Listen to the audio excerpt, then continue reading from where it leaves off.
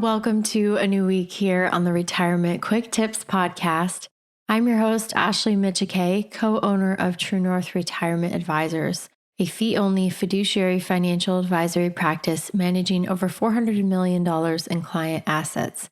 If you are a few years on either side of retirement and you're looking for some daily quick tips to help you on your path to retirement or through retirement, you are in the right place. All right, so the theme this week is what your money means and how to use it well. This is a book by Hanna, and that's the title of the book, What Your Money Means and How to Use It Well. I selected this book for a theme for this week's podcast because I recently finished reading it, and I think the book is potentially life-changing because if you follow the advice and guidelines in the book, then it's probably going to lead you down a completely different path than you would if you were just paying attention to the generic advice around money, which is accumulate as much as you can, spend it all lavishly on yourself if you please. But this book, rather than focusing on accumulating more money, this book is unique. I just want to read you the summary from it. So it says, this book illuminates for you the reasons you have money in the first place, right? It's no accident that you have money and the role money is meant to play in your life and in the lives of others. Here, American entrepreneur and philanthropist Hanna introduces you to a lean, no-nonsense explanation of the meaning of your money and a guide for dealing with it constructively.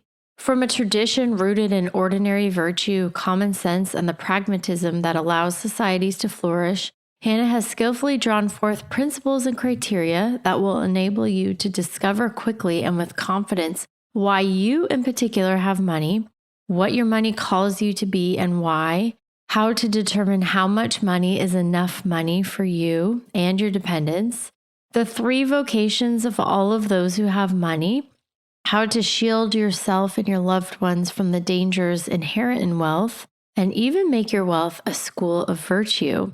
How, if philanthropy is your calling, to give wisely, and 10 rules of thumb that should guide all donors when making donations to causes, plus much more to help you understand what your money means and how to use it well. Now, there are some ideas and concepts in this book that are radical, and I wouldn't say necessarily by historical norms because there's a lot of quotes and passages that draw from a couple thousand years going back. So these views on money aren't anything new, but by today's standards and by the modern view of money and wealth and how to spend it, it is pretty radical. And so some of what I talk about this week may cause you to bristle a little bit or brush it off because you don't like what you're hearing. It places obligations on you, especially if you have what's called non-essential wealth. So I'll get into this more this week. But once your basics are taken care of and a little bit beyond that too, in terms of beneficial goods, which I'll also discuss this week, once you have those things, anything left over, anything unspent after that is called non-essential wealth. And that's what the book deals with primarily, whether you have millions, tens of millions, hundreds of millions in non-essential wealth, or only a little bit in non-essential wealth. Most of us have non-essential wealth. Might be a little, might be a lot. So what obligations does that non-essential wealth place on you? How are you spending that money? How are you investing that money? Are you using that money as you should? But if you're looking for truth and wisdom, it is here in this book. So I really encourage you to stick with me as I cover topics like, am I spending my money as I ought? I'll talk about the dangers of non-essential wealth. I'll also talk about some unintended consequences. Most people do not think about these things at all when passing non-essential wealth to children. And so I'll talk about a framework that's laid out in the book that will help you decide how to rightly spend your money that doesn't feed selfishness or vanity or overindulgent and doesn't lead to grave dangers as well for your loved ones who might end up inheriting non-essential wealth.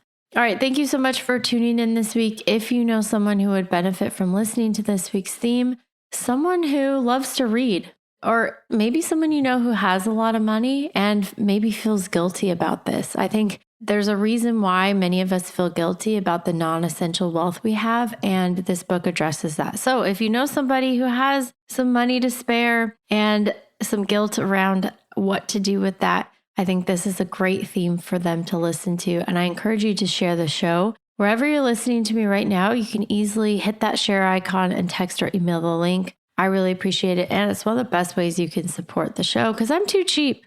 I'm not spending my non-essential wealth on advertising for this podcast. Okay. So I need you. You're my sales army.